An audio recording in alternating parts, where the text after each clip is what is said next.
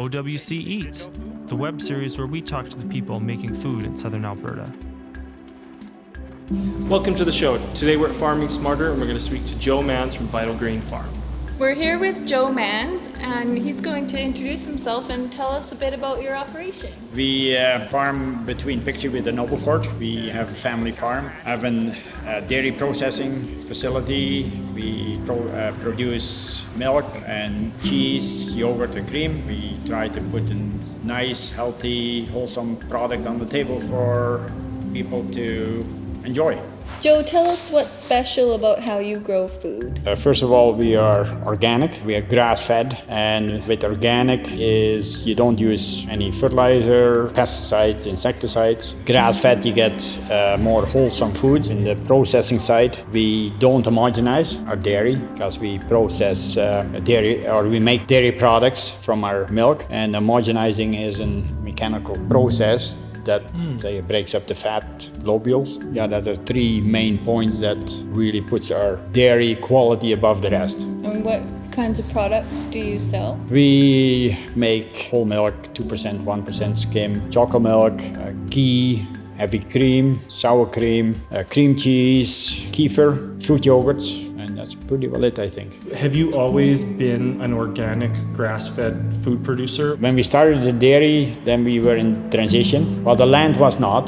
That was organic. Cows, to make them organic, you have to feed them a year organic feed before you can call the milk organic. So we were not dairying like conventional dairy and then switch. We just started right to the organic production. Why did you want to do that? Was there a reason where you're like, we're going to do an organic dairy farm? What makes that happen? Most people don't think about that, but we had problems with one of our kids. He couldn't handle milk. We heard more and more about, say, chemicals used, sprays on the land, what they feed the cows. That's why we said, hey, we want to do something that's really good. That one thing pushed us into that direction. Also, just from our upbringing, clean food, healthy food, non-processed as much as possible. I think that's what pushed us in this direction. Can you tell us a bit about kind of how the health of the land and how you take care of the land makes your product that healthy, good product? See, the soil is the life of a nation, they say, because if you don't have good soil, you get dead food. That's where we really focus on building the soil through manure. We have used liquid fish to spray on, feed the soil organisms, sugar. We have used some boron. You feed your cows also minerals to keep them healthy. The minerals don't all end up into the milk, so some comes into the manure. Then you put the manure out with straw, so you build your soil like that. Do you test the soil then? We have done it before, but mainly for me where your organic matter is going, because the organic matter, I think that's a real good measurement how your soil is. Right, you can see it on the grass. If you just spade, you can just feel that how easy your spade goes into the soil. The organic matter makes a good aerated soil. Worm life, very important. Do you have native grassland or is it planted grassland? No, it's all tame. It's all tame? Yeah, okay. yeah. We are on irrigated land. What kinds of grass do you grow then? Brome and orchard grass are the two main ones.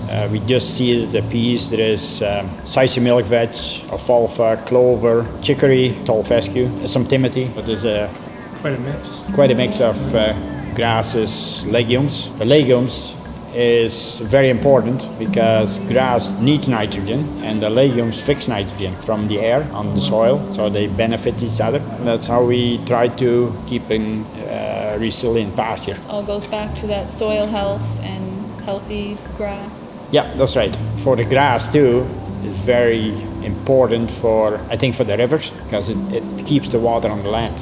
Like if you have big rains, it doesn't start running. Snow meltdowns, or if you irrigate, I think it's one of the main crops to save our rivers. Are there things that you're doing to help the environment and make your operation more efficient and more sustainable? If you do organic farming, I don't think you're more efficient. I think we do a lot for the environment. We do also rotational grazing, so you always have your plant's growing. So if your plant grows, it takes up CO2, ties the carbon on the soil, puts out the O into the air again. Grassland is something that's not used to help the carbon problem. You till your soil, you lose carbon. Our soils are 6-7% organic matter. Oh, wow. Why do you sell direct to consumer? I think it is very important to keep your connections as few as possible. I'm not sure how it's called in technical words, but processing to consumer date, especially dairy, very perishable. Say we process Monday, Tuesday, Wednesday, products in the store on Wednesday already. Pretty well everything is in the store on Thursday. Very, very critical for especially milk. So you're not putting preservatives in it? No, that's So right. It's not sitting in a truck for 2 days as it gets carted across. Well, see, if you would sell, for example, to Safeway, it goes first to the Safeway warehouse in Calgary. There it would sit for 1 or 2 days. Goes on the big truck. It goes to the store. There's a lot of lost time there. We deal a lot with smaller stores, direct sales to. Yeah, the local. Yeah, local, the high, the freshness of the products. Your products are available at Urban Grocer, at Umami Shop, and there's somewhere else? Yeah, Oliver Health Foods. Oliver Health Foods. Yeah, Lethbridge. that Okay. are the 3 stores in Lethbridge here. So then it's literally you're processing the food and then you can go get it at one of those stores that week? Yeah, especially Urban Grocer, they do a very good job. We deliver there on Thursday morning at 11. Those people know that. Comes in on Thursday, and I think most of it is sold that weekend. Do you think that's why it's so delicious? Because it's so fresh and it's local. It's not, it doesn't have preservatives or anything in it. Freshness, especially with milk, is very important. Yogurt that has a longer shelf life. Milk and cream, that's the most perishable. If you go to say sour products, then all of a sudden you really extend your shelf life.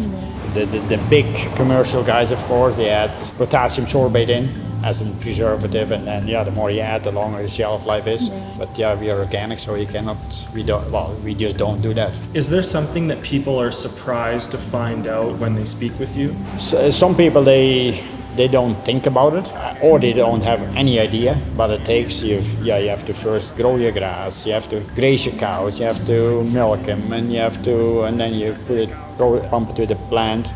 You process it, bottle it, or make cheese in the milk jugs, and then it has to stay cool. It has to all be distributed. Most people, they don't think about it. They go to the store, they buy the jug of milk, and there it is. Yeah. But really, there were 50 stages in between the grass and their milk. Yeah, absolutely. Wow. Yeah. Do people tell you that it tastes different? It tastes fuller, they say. So that cream, that flavor comes through, especially a heavy cream, like at 52%. People say, we never had cream like that. Or if you have the older people, or they came from a dairy and they scooped off the fat, said, oh, this is like that again. People don't know how real food is. There's too much processed. What should people, in your opinion, be doing to kind of prepare themselves for the future as we deal with climate change and maybe drought like last year? People have to grow their crops more sustainable. Well, sustainable is not actually good enough, I think. I call it the regenerative, because then you improve. Sustainable is you keep your bank account the same or your soil the same. But if you go regenerative, then you start building. And I think that is the way it should go. Not everybody has to be organic or regenerative, but I know there's General Mills.